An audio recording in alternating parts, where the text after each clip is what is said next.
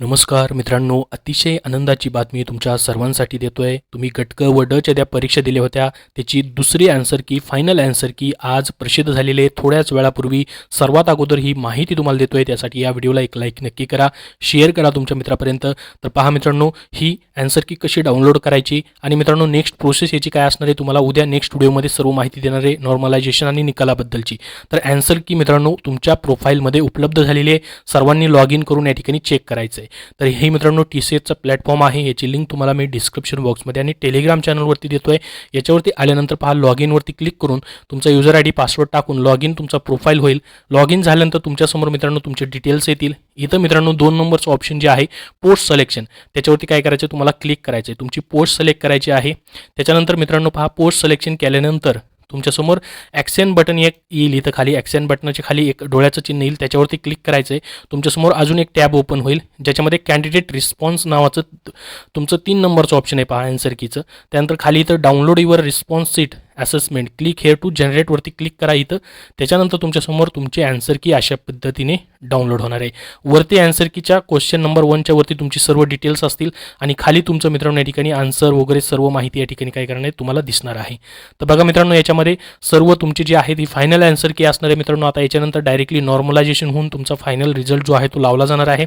आता मित्रांनो रिझल्टबद्दल उद्या सर्व माहिती दिली जाईल आणि ज्यांनी ॲक्सेप्ट घेतलेले आहेत मित्रांनो त्याचे सर्वांना फुल मार्क्स या ठिकाणी देण्यात आलेले आहे. तुम्ही जरी त्याचा ॲक्सेप्ट नसेल घेतला, समजा त्या प्रश्नावरती कुणी एखाद्या विद्यार्थ्याने दुसऱ्याने ॲक्सेप्ट घेतला असेल एखाद्या कॅन्डिडेटनी, तर त्याचीही तुम्हाला फुल मार्क्स जे आहेत मित्रांनो या ठिकाणी भेटणार आहेत. या ठिकाणी पाहू शकता जसं की हा क्वेश्चन नंबर 3 आहे. इथं काय लिहिलं आहे पहा. याचं इथं मित्रांनो काय केलेलं आहे पहा, रेड किंवा ग्रीन इथं काहीच नाही आहे. तर तुम्ही म्हणाल याचं आम्हाला जे आहे ते मार्क्स भेटले की नाही, तर तिथं खाली नोट लिहिली आहे पहा. For this question discrepancy is found in question answer. तर पहा ज्यांनी आन्सर ला किंवा प्रश्नाला जे ऑब्जेक्शन घेतलेलं आहे त्यांनी या ठिकाणी म्हटलं आहे की या ठिकाणी डिस्क्रिपन्सी फाउंड झालेले क्वेश्चन आन्सरमध्ये full marks is being awarded to all candidate.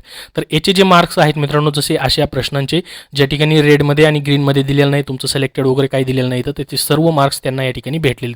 जिथे जिथं असं लिहिलेलं आहे त्यांचं मग फायनल आन्सर कीमध्ये ज्यांनी ऑब्जेक्शन घेतले होते पहिल्या आन्सर कीवरती त्याच्यामुळे सर्वांना त्याचे मार्क्स भेटलेले आहेत. असे काही प्रश्न असतील तर त्याचे मार्क्स भेटलेले. जसं की पाहता ह्या आन्सर सीटमध्ये एक क्वेश्चन तशा पद्धतीने दिसलेला आहे. तर बाकी तुम्हाला मित्रांनो किती मार्क्स पडलेले आहेत फायनल आन्सर कीमध्ये आणि पहिल्या आन्सर कीमध्ये कमेंट बॉक्समध्ये कमेंट करून नक्की सांगा किती मार्क्स वाढलेले आहेत. तुमचं ग्रुप सीची पोस्ट कुठली आहे, कुठल्या जिल्ह्यामध्ये तुम्ही अप्लाय केलेले त्यानुसार, जेणेकरून सर्व विद्यार्थ्यांना समजेल. आता मित्रांनो याच्यावरनं आपण काय करू शकतो, कट ऑफ देखील ठरवू शकतो जेणेकरून सर्वांना कट ऑफ ठरवता येईल. परंतु मित्रांनो अजून नॉर्मलायझेशनमध्ये काय होणार आहे तुमचे मार्क्स कमी जास्त होणार आहेत. तर बघा इथं अजून एक क्वेश्चन आहे पहा, जो की गणितामधला बुद्धिमत्तेमधला क्वेश्चन आहे. याचेही मार्क्स सर्वांना भेटलेले आहेत, फुल मार्क्स अवॉर्डेड दिसते. तर ही ग्रुप डी ची एक आन्सर की आहे, त्याच्यातून तुम्हाला सांगतोय. अजून एक क्वेश्चन आहे पहा, जवळपास 3-4 या ठिकाणी याच्यामध्ये ऑब्जेक्शन 5 प्रश्नांचे आतापर्यंत मार्क्स या ठिकाणी भेटलेले आहेत या आन्सर कीमध्ये टोटल मित्रांनो.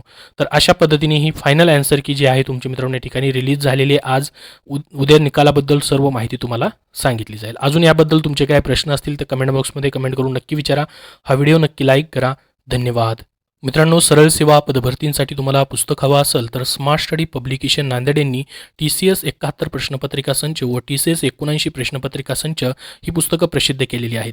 याच्यामध्ये मित्रांनो त्यांनी TCS मार्फत जेवढ्या पण आतापर्यंत परीक्षा झाल्या जसे की सिपाई नगररचना असेल, नगर परिषद, तलाठी, वैद्यकीय शिक्षण विभाग पदभरती असेल, वनरक्षक असेल, लेखपाल असेल, PCMC महानगरपालिका असेल, या सर्वांचे मित्रांनो प्रत्येक पुस्तकामध्ये 7000 पेक्षा जास्त प्रश्नांचा समावेश करून दिलेला आहे. कारण की तुमच्या ज्या TCS मार्फत परीक्षा होत आहेत मित्रांनो, TCSने मागील ज्या पण प्रश्नपत्रिका घेतलेल्या आहेत किंवा एक्झाम घेतलेले आहेत त्यामधील बऱ्याचशा प्रश्नांची पुनरावृत्ती होते, तो पॅटर्न रिपीट होतो. तर त्यासाठी मित्रांनो सध्या जे तुमच्या परीक्षा चालू होणार आहेत ज्यामध्ये लिपिक सिपाई जिल्हा न्यायालयाची पदभरती आहे, पुरवठा निरीक्षक, आदिवासी विकास विभाग पदभरती असेल, त्याचबरोबर कारागृह विभागाची पदभरती असेल, महानगरपालिका पदभरती असेल, यासाठी तुम्हाला ही पुस्तकं उपयोगी पडतील.